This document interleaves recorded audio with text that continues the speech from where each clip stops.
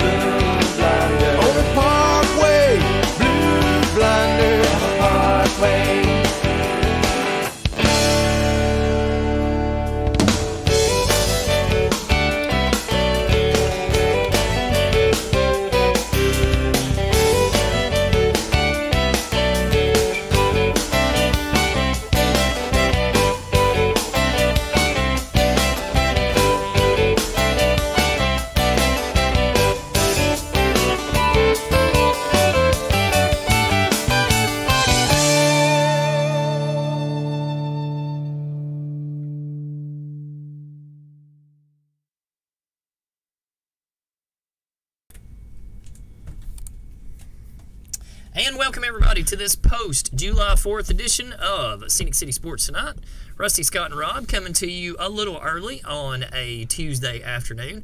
And you can see by the setting that I have behind us right now, we are live on the White House lawn because special presentation today. We will be bringing you, finally, the presidential football team, offense, defense, and head coach. And I want y'all. I didn't do special teams because we can talk about special teams. And I want y'all to be prepared for some parents to be mad. Yeah, I mean that you did not get people in the right spot, and so just be prepared to handle some parent objection. We can hash out some special teams if you want to. The way I look at special teams is that's kind of one of those things. The main thing we would be focusing on would be a kicker or a punter or a return man, and that's something that people can double duty if they wanted to. And considering some of the generations that these fellas came from, they probably would have been doing a whole lot more than double duty. Some of them probably would have been playing offense, defense, special teams, selling popcorn at halftime, washing jerseys when the game was over. They would have been doing a little bit of everything. But welcome to the show, everybody. There's quite a bit going on in the sports world. The Braves have been playing pretty decently lately. We've had Formula One races that have gone past. We've had NASCAR races. We've had a little bit of everything over these last few weeks. So some NBA trading. NBA trading. Some people that just can't be happy with where they're at. And here locally, football-wise, Derek Davis back at Polk County. I saw that. As head coach. That's a big move for Polk. I'll be honest, Scott. I was more surprised when he left than coming back. Mm-hmm. I mean, Derek Davis and Polk County just kind of go together. So I don't really know how he got out of there in the first place, but to me that was a bigger surprise with him leaving a few years ago than him coming back. Well, sometimes somebody thinks that the grass is going to be greener in another pasture, and they try to go out there and check it out, and it ain't always. And luckily, high school football is one of those things where there's a lot of times when you do have the opportunity to come back home. If you go out somewhere and it doesn't really work out, there's always going to be a home for you. Good example of that would have been Tim James a few years ago. Leaves Eastridge, go to Heritage.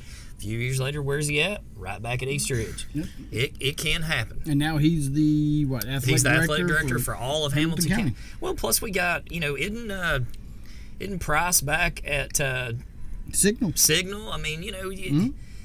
Not that was his home. Now, granted, Price's home would still be considered probably Red Bank, but very short stint for Coach Price at Lookout Valley.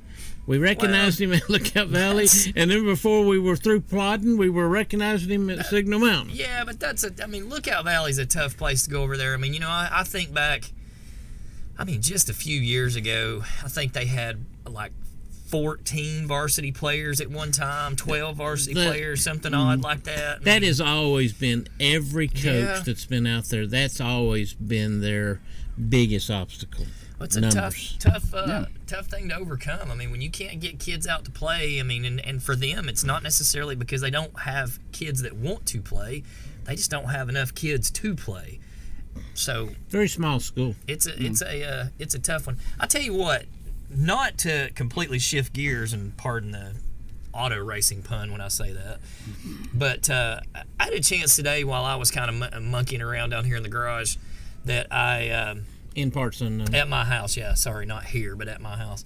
Got on Peacock today and was watching the Dale Jr. download, which I've not had a chance to watch it a whole lot. My dad's been telling me about it for 2 years now to watch it.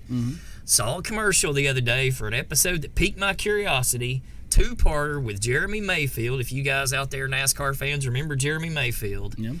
And he explains for 2 hours everything that he went through, complete with the failed drug test. It is enthralling. Is he the one that looks so young? Yeah, still looks young. He's 17? Yeah. And it's crazy. When you hear this story, it is a story of betrayal. It is a story of blackmail. It is. Ooh. There's a lot of stuff involved. And I'm telling you, I sat there eating every minute of it. I was just like, ooh, this is I great. saw part of the interview, but didn't listen to all of it. Telling you, man, the guy winds up, he fails a drug test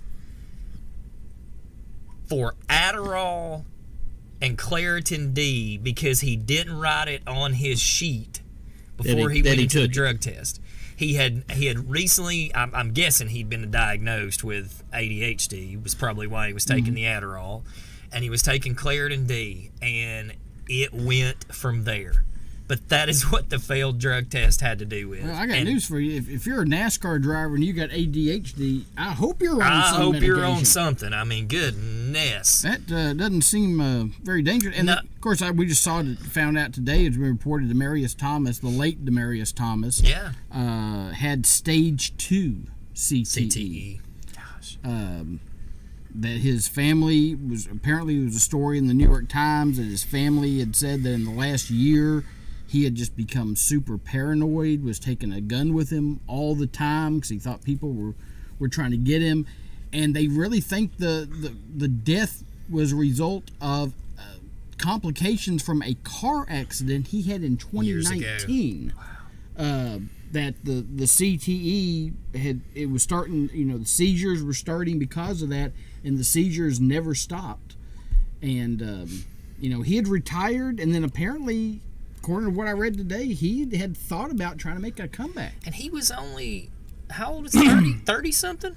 Yeah. I mean, not that old. No, and that's the scary part too, is, not that old at all. We are of a generation, the three of us, that we remember watching an NFL when guys that looked like they were chiseled out of granite were in the minority. They were not in the majority. Yeah. Most professional athletes back in those days, while they were in great physical shape, they didn't look like the chiseled specimen that most of them look like nowadays. The problem with all that is in all sports, it's not going to be all that surprising to see people retiring at 28 and 29 years old with early onset symptoms of CTE, because, they're just so much bigger and stronger and faster and meaner. And I heard one of the reports, they were talking about how somebody, I can't remember who it was possibly pushing for, hey, let's give these guys a full, scans and diagnosis at the start of the season and at the end of the season. Yeah. And to see if there's any change. And just see if there's any change or whatever. Which... Well, of course, the people... Wouldn't be the worst people idea. But the people writing the checks ain't going to want to do that. That's an investment that you're putting your money in. And the NFL is probably going to say, hey, this is our sport. I don't know how much else we can do to make it safer. And that's why there's such a push, guys, early in their career, 1 or 2 years, to start demanding the big dollars. Yeah. Because they're not planning on being there on year 10 and 11. So it's all early and it's all now. Yeah. And we've seen that a little bit, probably even from the wrestling world itself. We've seen the superstars that have come and said, it's time to go. I'm not going to be Ric Flair. I'm not going to do this at 55. Well, how many wrestlers, we can sit here and name them. We could sit here for another hour and name all these wrestlers that died at 50 or 60. And that's the interesting part, that they've lured Sting back, and I know he's not 100% doing what he used to do, but still at an age that he anything that's really risky, maybe he shouldn't consider. Yeah, but then again, he's 63 and he's diving off the top of platforms, and I saw that. But he's not taking all the super big bumps that he might have done in the past. I would certainly think when he came back, he said, I'm not going to do those things. Well, he had that neck injury, and, that's why he was supposedly, was retiring, or he wasn't with the WWE anymore. But then, and we even saw that from Triple H and Shawn, that they saw their mentor and Ric Flair in front of them. That I'm not going to go that long if I can find a way out of this. Yeah, it's a rough life. It can be lucrative, but it's a rough life. But it's on the road 300 days a year. But we say that, and if we're being honest, it's not really, unless you're John Cena and you're parlaying or you're it Stone into Cold other Steve things. Austin, or you're somebody that has 15 T-shirts out there for sale in the merch booth. Mm-hmm. There's a lot of those guys that are literally living hand to mouth. Yeah, and that's the and losing a contract in the mix of a week. Right, and they're taking those crazy bumps off the top of whatever because they're trying to make a name for themselves, and if they can do that, then all of a sudden, hey, guy gets popular, and then you can make your money. But it's dangerous. Trying to think what I've been fascinated by this whole destruction of the Pac-12 right before our eyes. Well, Scott, you've said this for a while now that there was only going to be so many big situations, and I think at one time you said there's going to be the 5 big ones. I said the Power 5 would break away from the NCAA and just tell them we don't need you anymore. Scott, there's some theory right now that the Pac-12 won't survive at all. They will be dismantling themselves in all different directions, and I have to agree with some of the folks that I hear speak of the experts and talk about the enormous travel that's going to take place, particularly not in football. I mean, that's 5 out there and 5 here, okay? But the other sports that are going to be coming and going, and the guy said the other day, ain't got nothing to do with travel, ain't got nothing to do with going to school, ain't got nothing to do with geography. It's got one thing to do. Yeah, money, and they'll have to see how they're going to set it up. They may have different divisions, and they may not, cross over every single year. They may have to do it for all the sports too, because right now, I posted it the other day. It's 13 miles from USC's campus to UCLA's campus. It's 2,700 miles from USC's campus to Rutgers campus in Newark, New Jersey, and now they're going to be in the same conference. Well, and again, that's one thing to do that once a year in football, but it's another thing to be doing it with all the sports back and forth. That's what I'm saying. They may have to figure out a way where, they just can't have teams flying across the country 2 or 3 times a week. I mean, and I heard unless they're going to do one trip over there and play 3 or 4 games and then come back. I heard a guy on ESPN, former well-known basketball player, and he said I won't be in school the next day, and they don't expect me to be. No, so it's not about that. And today, according to reports, the Big 12 is meeting with 6 different teams, and this isn't Houston, BYU, Cincinnati, and Central Florida. They've already said they're coming, and they've already been approved to be coming. And the report is it's 6 teams from the Big 12, the Pac-12. What's left? That's probably Arizona, Arizona State, Colorado, Utah, Oregon, and Washington, which I thought Oregon and Washington would probably end up in the Big 10. They may still, but the report is that they were meeting today. Now, that's going to leave the Pac-12 with Cal, Stanford, Oregon State, and Washington State. And the new report today that the Pac-12 is going to go ahead and try to get a new TV deal. Like, with who? If those 6 teams leave, who are they going to grab? Unless they want to cannibalize the Mountain West or the WAC.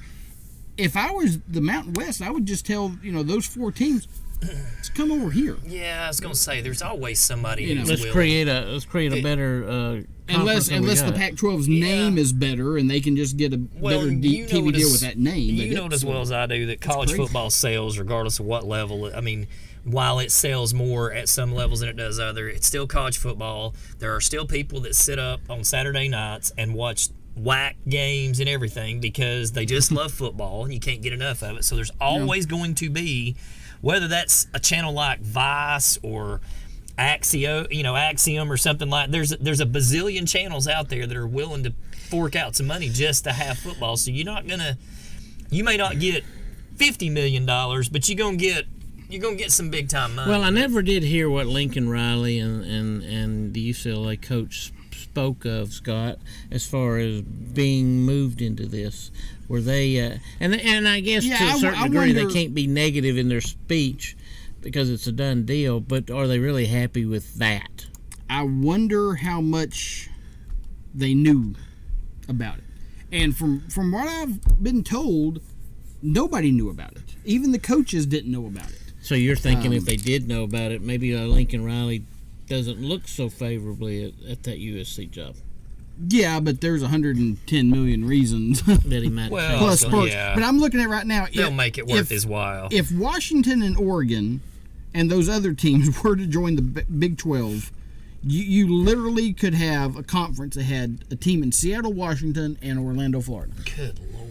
3,000 miles apart. And I heard somebody say this the other day, when it comes to geography and conferences, we just toss that out. Oh yeah, that's those names are just in name only. And that's a hell of a even flying 3,000 miles. It's a hell of a flight. Yeah, what is it? That's 6 hours. About a 6 hour flight. I was going to say. Well, you're asking either the California to come east 5 times a year, or and the. I hear the Penn States of the world's a difficult campus to get in and get out of. Yeah. I don't know if it must have some logistic airport that's not close or something, but they've got to go. They'll have to find themselves running back out west too. Yeah. But again, it's those other sports, Scott. It's the baseballs and the basketballs and those sports that are always moving around during the week. And we know who's driving this. I know the schools are driving it. Look, this is TV. This is Fox and ESPN, and I don't know if they're how much they got their hands in it, but they got their hands in it some, because they are going to start losing. They're already start losing people to cutting cords and streaming and Amazon and Apple and YouTube TV. I mean, you can watch, and they know. Look, if we go after and we tell, Fox tells the Pac or the Big Ten, we can give you more money if you can get that Los Angeles market. Well, think about it like this. So they grab USC and UCLA, because now if you want to see those games, you have to have the cable package. Well, that's a heck of a market. But they're too. not. But here's the thing: that ship right there has already sailed, because you can go on Apple TV right now, on the Apple TV section, not the Apple TV box, the actual Apple TV streaming service. You can go on Apple TV right now and buy a Major League Baseball package for your favorite baseball team and watch every game in and out of market. Yeah. You can't do that on cable. No. Because ask every Braves fan what happens at least 2 nights a week when you got 2 or 3 games that get blacked out. That's right. But a lot of fans are still going to have to pay to see their favorite team play on the network, and they've got to have a channel most where of they them can are watch paying to see their favorite teams now. I mean, you don't, with the exception of the big schools. I mean, if you trust yourself to just major network television that you can get without a cable box, you're seeing, 3, 4 or so games on a Saturday afternoon. I mean, you can watch the 3:30 game on CBS. Yeah. You're going to watch you'll watch the primetime game. Well, ABC is going to be daytime games because they go back over to television programming after 6. So, I mean, you're really, and you watch Notre Dame games. If you watch Notre Dame games, I mean, you're really limiting what you're going to watch. And there was a time. This time may have changed now, Scott. But the biggest watch in LA was SEC football. I mean USC football. Absolutely, it was bigger than Rams or Raiders or anybody else. Time has passed. Trojan football has taken a dip from the days of its glory days, and that may have changed out there a little bit. But there was a day that Trojan football was LA. And apparently Notre Dame still wants to stay independent. But I heard today they were getting about $15 million a year off their TV contract, and the next SEC contract could be worth $117 million for each team. Kind of puts that TV deal. When they find out they may not be in the college football playoff, or they're going to be that far behind in revenue. Yeah. I think you're gonna see them make it. Well, before we kick on into our while we are on the subject of football, I guess we could go ahead into the presidential football team. But I did want to bring up real quick, and we can talk about it afterwards. And that is, keep this in the back of your mind when we get done showing the team real quick. We'll talk about the Lookout's new stadium and how that is now an official deal. But without any further ado, folks, I was challenged. Scotty was challenged a few weeks ago for his game show list, and I was challenged equally forever ago. You're a history teacher. And we really forgot all about it. I'm a history teacher by day, and so I went to an expert panel. I got Scott's list. I got 2 or 3 teachers at school's list. I kind of went through an amalgamation of it all, and I will tell you what the thought process was for a lot of these men. For a lot of these men, I didn't just look at their stats. I looked, meaning their height, weight, stuff like that. I looked at their personalities. What kind of position would really fit more their personality? Did I have flashy guys? Did I have just good old-fashioned mean guys? So I tried to take the whole thing into consideration. So again, you're going to have some parents mad at you. Oh, yeah, I'm still going to have some parents. Before we get started, I want to follow up on the game show, because you asked a question the other day, and I did not know the answer to. I know the answer now. Okay. there were 112 different pricing games that have been played on The Price is Right. Okay, that's 79. 112. 112 different pricing games have been played on The Price is Right since 79. it went to CBS in 1972. And was 79 the regular ones? 79 are still being played. So we kicked out 112. 43 of them or 33 of them, 43 of them are no I longer. never knew. I mean, I knew there was a lot, but I wouldn't have thought it would 33 be are that no many, longer being And played. here's your one. Find the game that's been most played. It's got to be out there, Scott. I would bet Find the one that's been most played. I would bet it's the hole-in-one or No. the mountain climber No, or something. it's probably like any number or the shell game. Or Yeah, the shell game. Plinko. Well, find it. Yeah.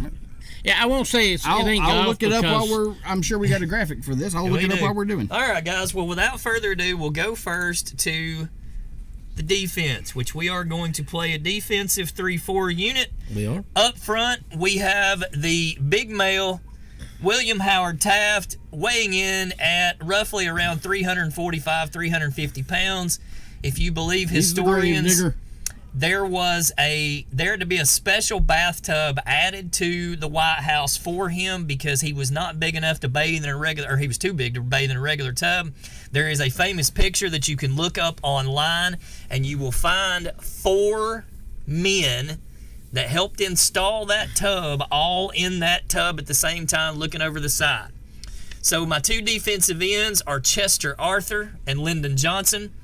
Both kind of gnarly, nasty fellows, both kind of tall, got a little weight on them.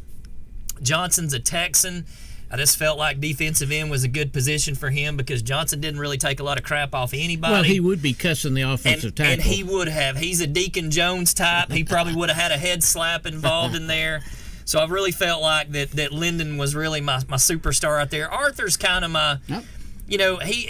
what you got? Rob was right. Yeah? It's Plinko. It's Plinko. Well, Arthur was more of he's your guy that you're not thinking about. Lyndon's the guy that's going to get all the attention. Arthur's kind of the guy over on the side that's going to get a lot of mop-up sacks because on that same side that I'm going to have Lyndon Johnson, behind him I'm going to have Theodore Roosevelt and Andrew Jackson.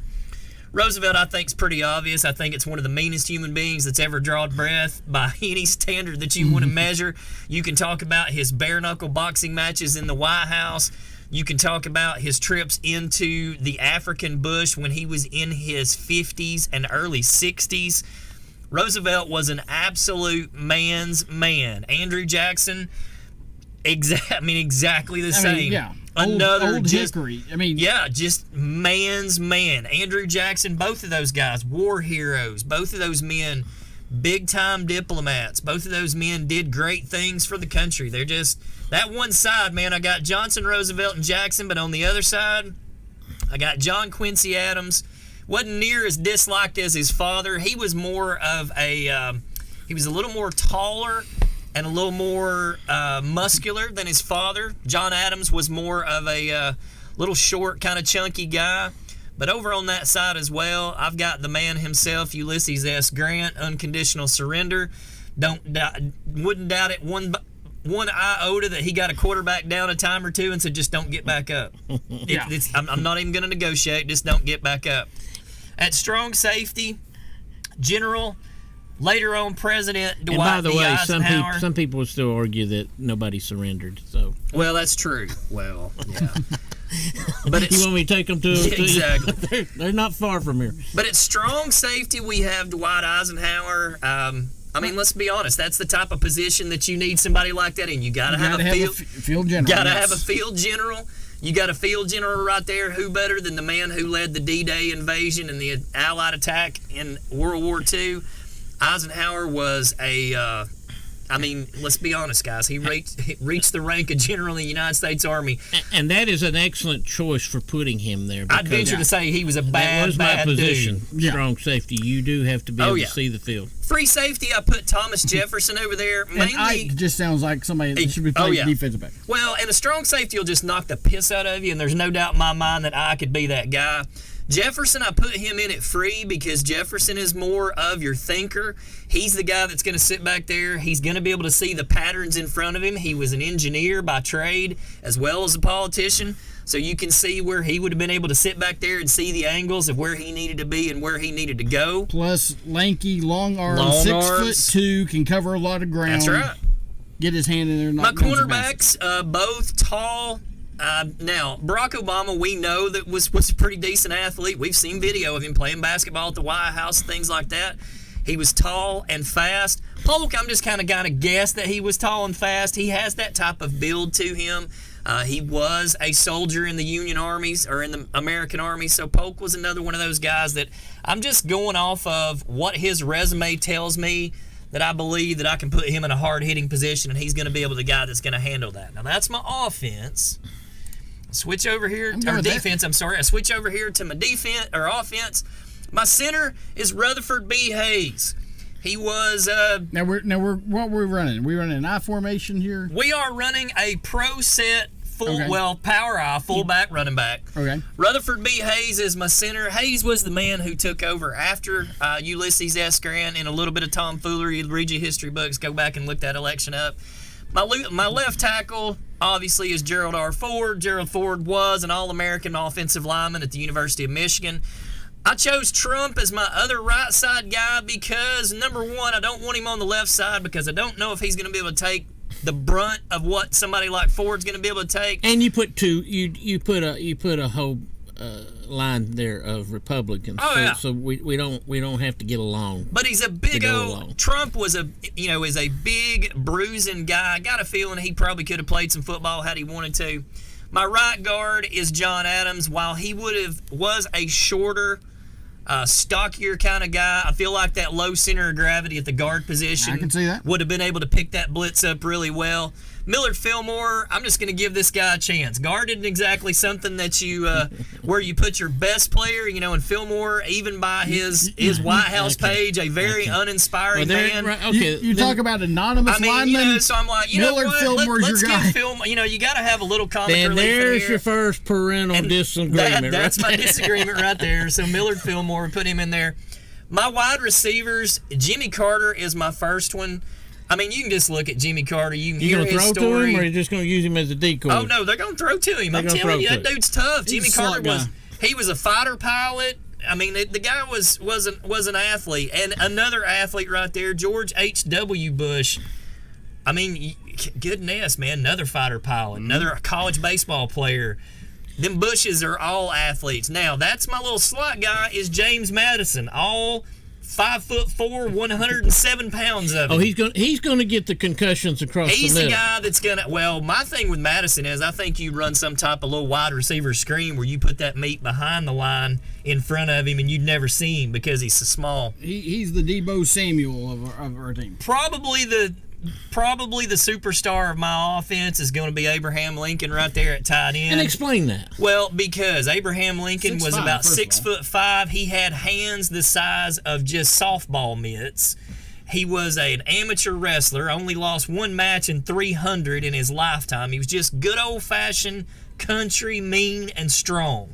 And that was a ladder match. Whether you need him to hold in and block or you want him to go out there and catch a pass, I got a feeling that Lincoln is more your Gronk, your Jason Witten, your Tony Gonzalez. He is that mold of. He's probably the superstar of that offense, hands down. I think he's more of a Kellen Winslow. Is he first to party after the game in the victory? Oh no, you kidding me? He'd be the guy chastising everybody else for partying. He's pretty straight shooter. Okay. I need to go home and rest. Fullback is Grover Cleveland. Cleveland was a short, stocky guy. I figure that way he's bringing a load when he comes to make that first tackle. Got to get Martin Van Buren on this team somewhere, and I figure what the hell, he's probably a decent running back. When you got Grover Cleveland leading you, you ain't got to worry about a whole lot. And with that offensive line in head of you bringing the mail like they are, I think anybody could run behind that line. But my quarterback, and let's be honest, if things got too bad, this man could always tuck it and run it. It's George Washington, father of the country. And a natural-born leader. Of all the leaders on there, he was our first leader. But you can... So you thought that way. You can go back and you can read the things that historians say about him, and at some point, all of them will say the same thing. Had he grown up in an era when he could have played sports, he probably would have been a professional athlete. He was 6'3", 6'4". He was about 205, 210. He was a strapping dude. I mean, like, there's one guy that always describes him. There's a documentary about him. They talk about him when he went to dances, that he stood out above all the other men, and the guy would always say, "Oh, he was a stud." The women noticed him the minute he walked in. Well, that was a good shot of him in front of that rowboat too. So yeah, I mean, Washington is the guy. I think he would have been. I feel like he's the kind of guy that could have, if all hell broke loose and you had to, you're running down the field in a hurry-up offense, I believe he's the guy that could have drawn it up in the sand and said, "Here's where we're going. Abe, you just go long." You got Washington throwing the Lincoln. That's all you need. He was the Shane Falco. That's right. Of the Oval Office. But my head football coach, you don't get much more inspirational than Franklin Roosevelt. Yeah. I mean, let's be honest. Had he not contracted polio, Roosevelt was actually pretty good shape himself. He was a pretty decent athlete. Of course, now he was wealthy, so he played more of your wealthy man sports like tennis and things like that. Polo. But he was a pretty good athlete before his polio. But I look at it like this. Any man that can get you to believe that the only thing we have to fear is fear itself, I got a feeling could probably give a pretty hellacious halftime speech. So our head coach is FDR, and that is our presidential football team, obviously. And I don't know if I spelled everything right. I did it, as quickly as I could. So okay, now is this the team picture that you basically have showed us? Yes. Okay, so we are missing some people that we had spoken about off the air, and any good team has a advanced scouting. And we thought that Richard Nixon ought to be the team's advanced scouting. I did forget to make that for him. I think because he had ability to get his hands on information. He definitely would have been our technology officer. Let's just say that. He was director of football operations and communications. And he would have stayed up as late as he needed to get that information. And Scott brought it up too, special teams. The main thing with special teams, we'd have had to have a kicker, had to have a punter, which could have been the same guy, and we would needed some type of kick returner. You can kind of scan throughout some ideas of who you might have. I feel like Clinton possibly could have been a pretty decent punter. I don't think he could have done much more than that, but I got a feeling he could have at least booted one into the air. Clinton was a big old guy. He'd been a backup offensive He probably would have. lineman. Yeah, I was gonna say he probably would have been more your lineman type. I was surprised Reagan wasn't on the list. What was you thinking about Reagan? You know what? The minute you said that, I was like, God, why didn't I put him at running back? That's the Gipper. Votes got go to that. Oh, he man. won in 2 landslides. So he's going to form another team and beat the hell out of the team you just he put probably together. Would. Reagan's. We're going to run a 2-back system with That's Van right. Buren. Yeah, I was going to say. and Reagan. Yeah, we're going. Yeah, I'd have to. Well, you know what I like about this, Rusty, and again, just like Scott did a few weeks ago on the game show, this is outstanding work on your part. This is extra credit points in your history class. Yeah, I let my kids and I had an open discussion about this one day in class.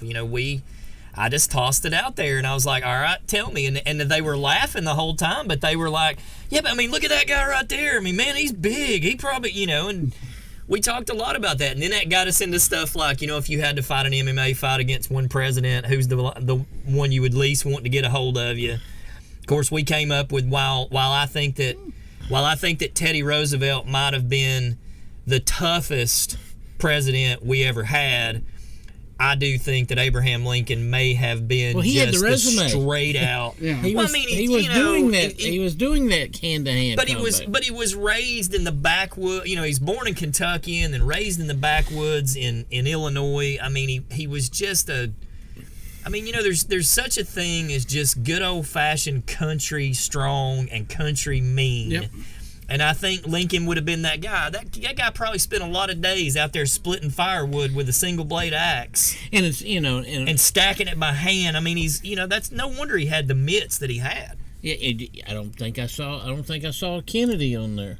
And what were you thinking, leaving him off? I did not put Kennedy on there. What is he, the press conference guy? Yeah, he's probably more like your general manager. He's your definitely your Yeah, press he's front credential office guy. I guy. mean, he was for all the football and stuff that the family played and stuff. JFK, pretty much from the time he got back home from World War II, he didn't have the physical ability to do a whole lot. People don't realize they hid a lot of that from the American public. He had gotten a really bad injury in the war, and so he wouldn't have been up to play, and not at that level. He wouldn't have been up to Well, play. Now, younger maybe, but And for the fans out there, I hope just for argument's sake that was the first time you'd ever seen a presidential football team, because I don't know that there's been a lot of them that's taken the time to sit down and put that together. And, I looked up. I couldn't find one. Oh, couldn't go with one. I couldn't find Scenic one. City Sports just brought we you. did. I mean, and I thought we did good with it. You know, Scott sent me his like the minute we talked about it. I think like 4 or 5 hours later, I get an email. Hey man, here's mine. Yeah.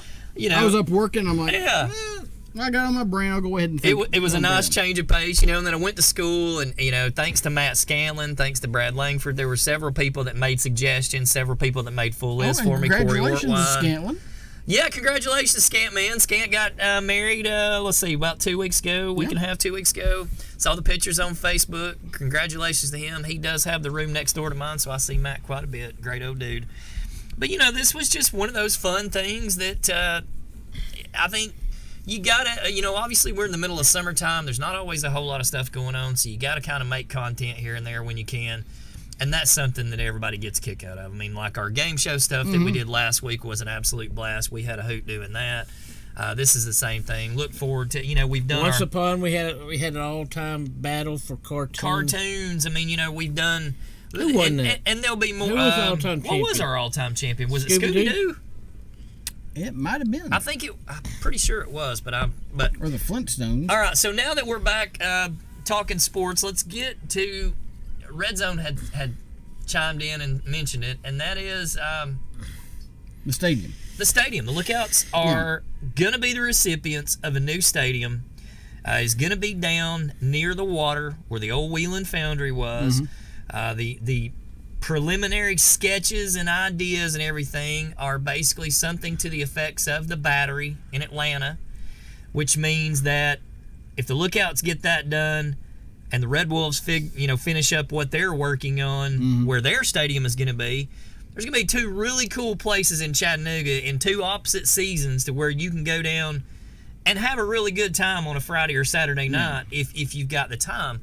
And Even if there's not a game. exactly. You can go down there, check out the shops and stuff. I mean, you know, the Lookouts, it's funny. I was riding down the road the other day, and I mentioned that to my wife, and she was like, well, that Lookout Stadium ain't even that old. And I was like, yeah, it is. I mean, It's you know, 22 years old, folks. what, 19? April 10th, 2000 is the day it opened. And you know, guys, if this in Red Zone being a part of this conversation too. I mean, he is the voice of the Lookouts, but this goes back probably a decade that we've been talking about. Even on Stump on Sports Shows, we've been talking about another site for the Lookouts. They've been speaking about that for a while, and it just came to bearing a few years ago where Major League Baseball said you got to have better accommodations than what you've got. There's got to be certain amenities. And for people who are asking why do they have to have a new stadium? Why do they have to do that? Because Major League Baseball basically took over minor league baseball And they last year. want better. And they have set standards. You have to have They want it for revenue too. locker rooms and hitting facilities and all this other stuff that you have to have, and there has to be like a certain amount, I think, of seats and all these other amenities for the stadium itself.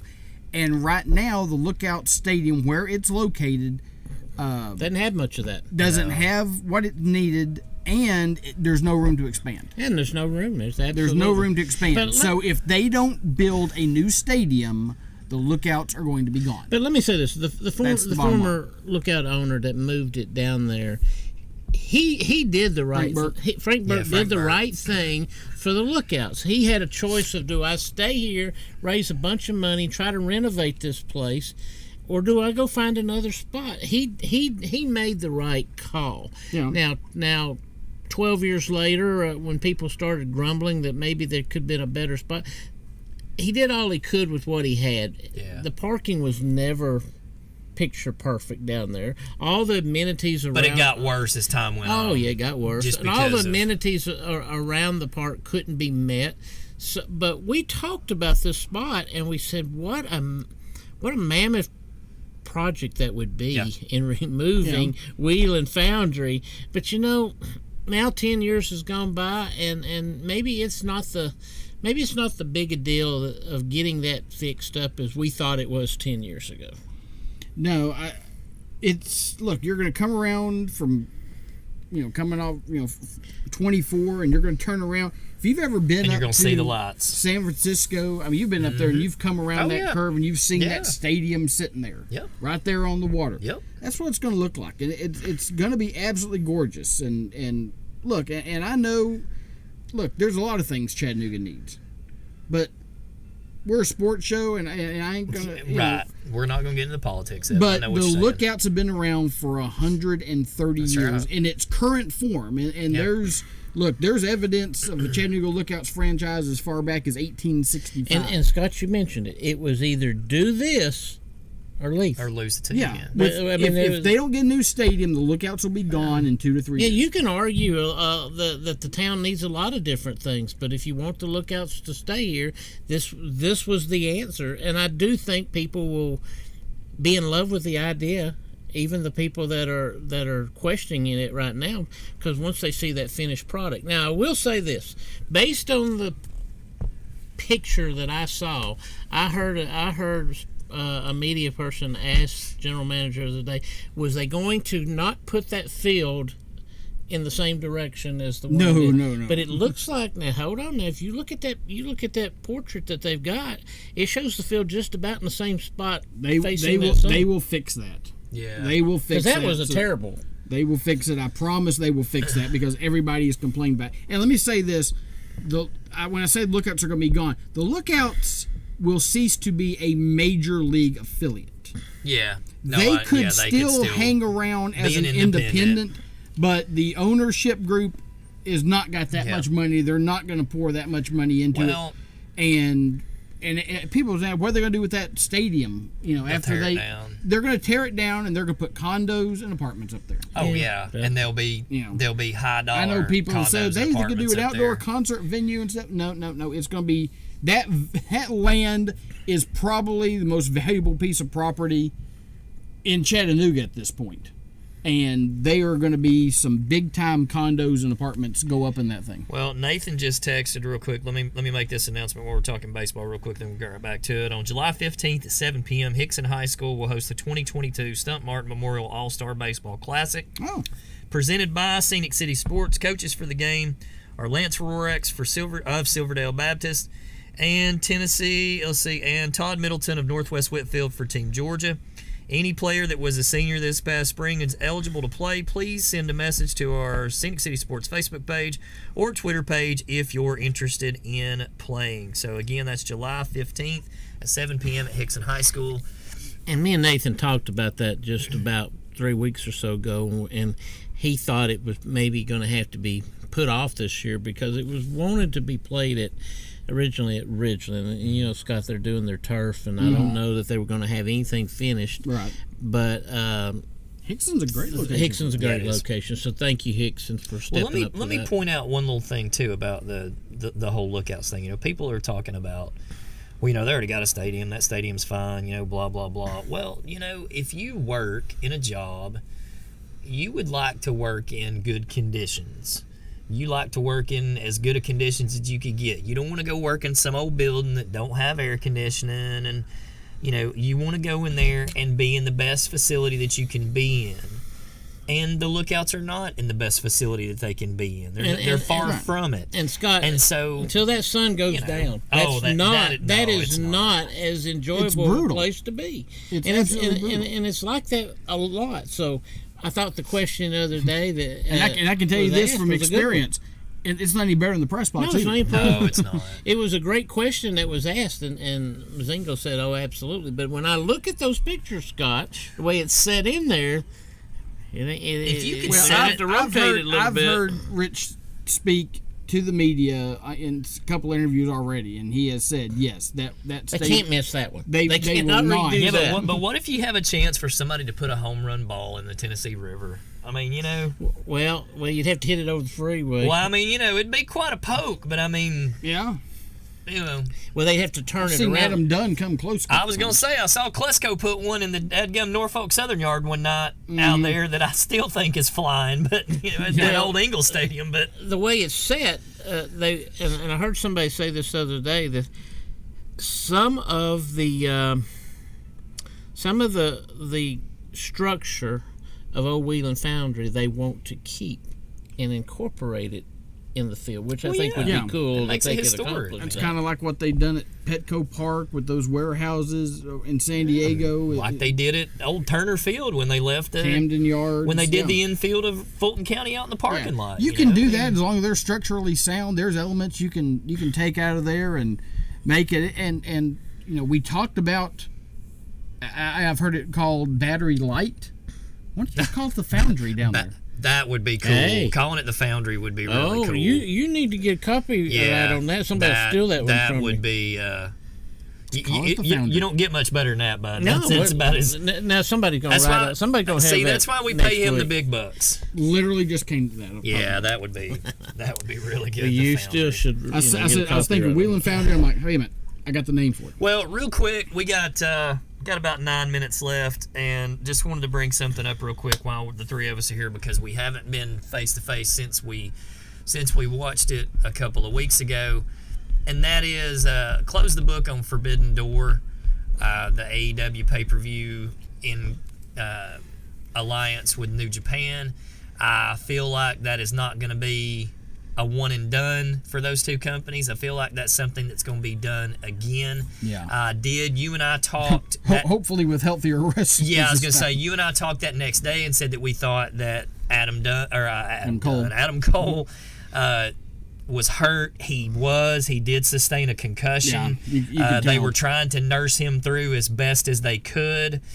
So he got hurt in the match. He got hurt. Yeah, he got a concussion They in the think match. he got the concussion when we took the elbow drop off the top rope from Okada. Yeah. And Jay White noticed it and just finally stopped the match because he was supposed to kick out of this, he made the call and pinned him. this cover, and he finally just told him, look, stay down. Just stay down.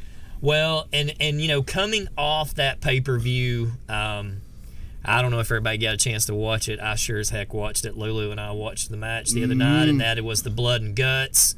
The first one that they had was between Jericho's, what was his first group? The Inner Circle, and the other group with MJF, and then the Pinnacle, yeah. And I mean, while that one was decent, you didn't have anybody in that match that was an absolute animal like an Eddie Kingston or a John Moxley or any number of those guys.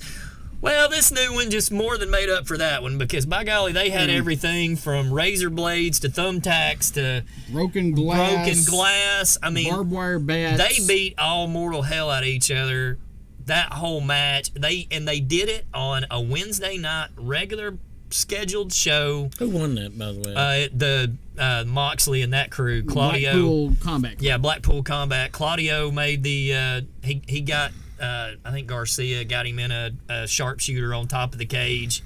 But it was a phenomenal. He did the giant swing up on top of the cage. Was a phenomenal match. And what I will say about it was interesting to watch. I just don't think, and I don't know if this was written into it or what, but Jericho's whole group just didn't look like they were happy to be there at all. They didn't look like they were ready for any of it because they just made it where the Blackpool Combat Club just beat the living hell out of them the whole way through. I saw the first half, and then I didn't, but that's what I saw the first half. Yeah, they just looked like, they were like, you mean we're really doing this? I mean, it was like, yeah, I mean... And Jericho came in last after he watched his crew get destroyed. Of course he did. Excuse me, Mr. Moxley. Are you saying you're actually going to stick a fork into my head? You're really going to pull a fork out of your pocket? And bamboo skewers and stick them in? Yes, that's what we're going to do. Yes. And let me say this for all the people. I've got an electric paring knife out there, too. I have just shook my head at the criticism that Sammy was taking. Look, he's the one that got thrown off the top. Oh, Sammy Guevara. Guevara, sorry, I was going to say Garcia. Sammy Guevara got thrown off the top. Somebody was going to get thrown off the top of that thing. And yes, he crashed through a table that had crash pads underneath it. And everybody from here So did to Shane wherever. McMahon. So did Guess what? Yeah. You're not Foley. You're not Mick Foley. No. Mick Foley did it better. Okay, great. He did it better. But you know what? That was 24 years ago, and we're trying to do it smarter now. The man's damn near in a wheelchair because of It's got to look good, but it doesn't have to be as dangerous as it could. Makes sense. Yeah, I mean, these guys want to have a career.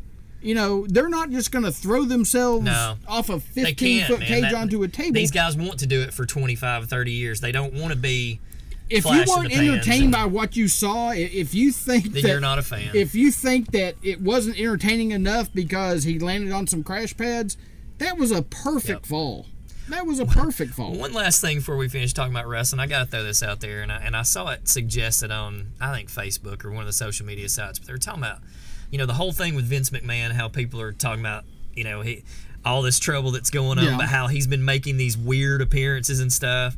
I'm like, I think it would be hilarious if, like, every week or every WWE show, he just came out and just made some weird ass, and, you know, like, hey everybody, Vince McMahon here. Just want to let you know that hot dogs are 2 for $1 in the concession stand, you know. And then he just leaves back with his music, you know. Just some weird. Hey, just letting you know that all John Cena merchandise is 20% off in the WWE shop. He's come out and basically said nothing. Yeah, exactly. That's what I'm saying. He's just showing you I'm still here. I think that's what it's about. I'm still here. Yeah, I'm just gonna let you know that I'm here. I still have a presence here because everybody's going to think if he doesn't show up, then hey, they've kicked Vince to the curb and he's done, and lose some credibility maybe in the. He still, there's others, but he still gets an amazing pop when he comes out. Of course he does. That hasn't gone away. I didn't realize until I was watching the Stone Cold podcast the other day. I didn't realize that the actual in-business term for the huge pop is the Road Warrior pop. Yes. That's still to this day what they call it. Yeah, it's called a Road Warrior pop. It's the Road Warrior pop because they say that nobody got what they got when they came out. Okay. They call it the Road Warrior pop. I'm like, did we ever hear who won? I never heard who won the men's Money in the Bank. Austin Theory. They brought him out. Oh, did he? Oh, yeah. And again, there's somebody. I saw where Liv Morgan won the. I think they're pushing him a little. Well, see, I think Liv may be nothing more than just a little transitional kind of champ. I think till they decide to put it back on Becky or something. But I also think that's a reward. You've been a good little soldier. You've done everything that we've possibly asked you to do. We'll let you keep it for 2 weeks. Yeah, we're gonna let you keep it for a few weeks, and that's it. But it was Theory. I don't get it. I mean, he's on the top of their push list. Oh, he is, but I don't get it. He's been around since he was in Evolve. You got that guy, and you let Adam Cole walk out the door, and I mean, you know, McMahon loves Austin Theory. Oh, no kidding. I mean, if the boss loves you, it's evident. You don't get a rocket. It's evident. Pack strapped on. It's evident. Well, guys, that's going to do it for us tonight.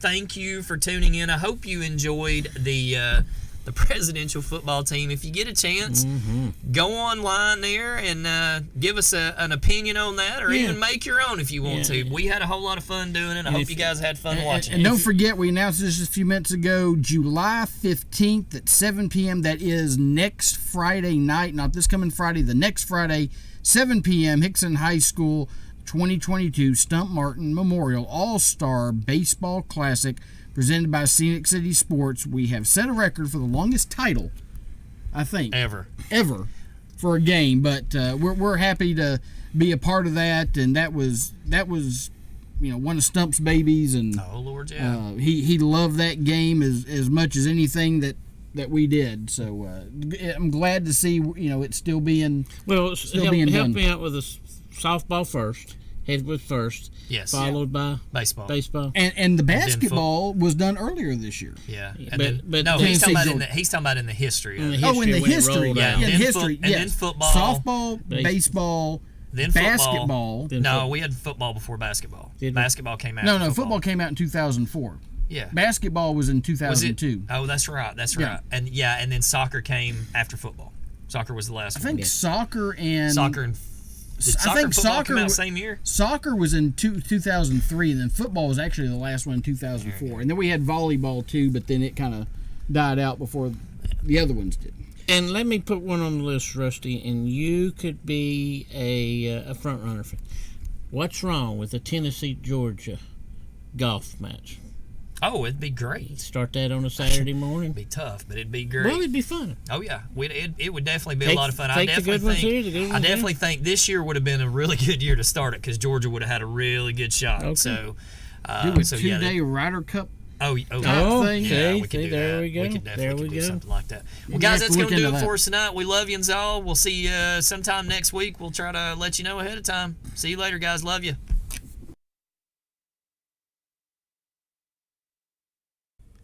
The views and opinions expressed on this show are those of its hosts and owners and in no way represent the views of the people, institutions, or organizations that Scenic City Sports is involved with in a professional or personal capacity.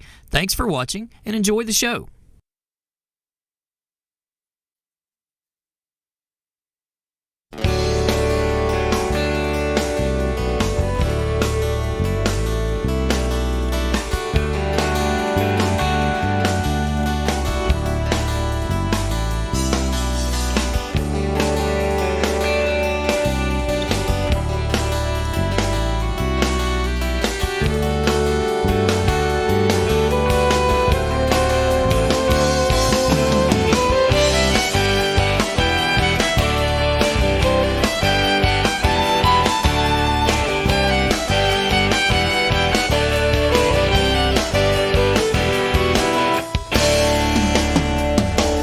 Well, the days are short and the nights are long. A room slowly fills with song.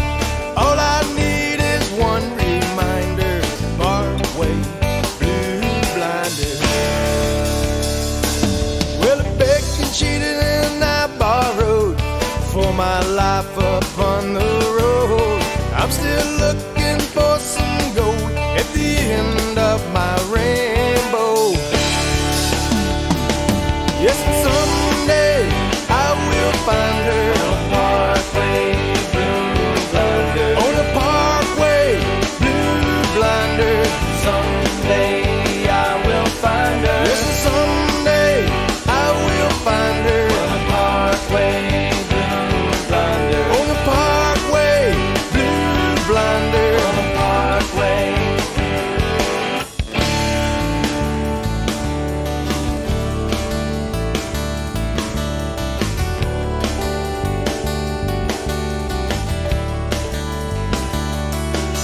On the parkway, on an autumn day. Yes, and leaves fall like confetti in a New York parade. On the parkway, on an autumn day. Yes, and leaves fall like confetti in a New York parade.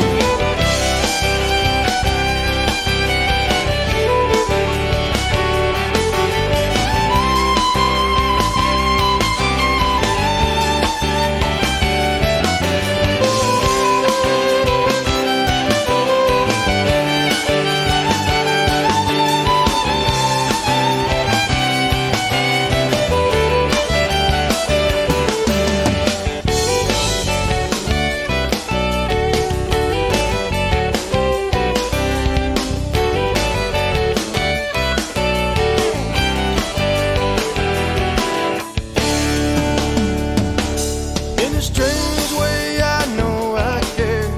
You and me in truth or dare. So into my love's eyes I stare. Perfect circles in a square. Yes, and some